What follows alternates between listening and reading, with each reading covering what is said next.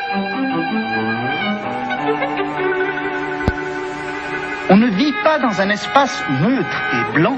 On ne vit pas, on ne meurt pas, on n'aime pas dans le rectangle d'une feuille de papier. On vit, on meurt, on aime dans un espace quadrillé, découpé, bariolé, avec des zones claires et sombres, des différences de niveau, des marches d'escalier, des creux, des bosses, des régions dures et d'autres friables, pénétrables, poreuses. Il y a les régions de passage, les rues, les trains, les métros.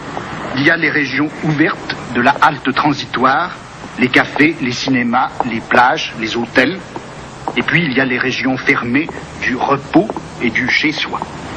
Eh bien, je rêve d'une science, et je dis bien une science, qui aurait pour objet ces espaces différents, ces autres lieux, ces contestations mythiques et réelles de l'espace où nous vivons.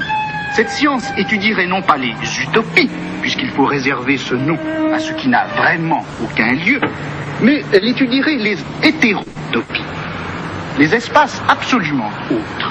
Et forcément, la science en question elle s'appelle déjà l'hétérotopologie, les lieux que la société ménage dans ses marges, dans les plages vides qui l'entourent. Ces lieux sont plutôt réservés aux individus dont le comportement est déviant par rapport à la moyenne ou à la norme exigée.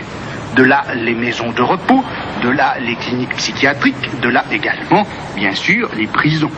Il faudrait sans doute y joindre les maisons de retraite, puisque, après tout, l'oisiveté dans une société aussi affairée que la nôtre, l'oisiveté est comme une déviation d'ailleurs qui se trouve en l'occurrence être une déviation biologique quand elle est liée à la vieillesse, et c'est une déviation, ma foi, constante pour tous ceux du moins qui n'ont pas la discrétion de mourir d'un infarctus dans les 3 semaines qui suivent leur mise à la retraite.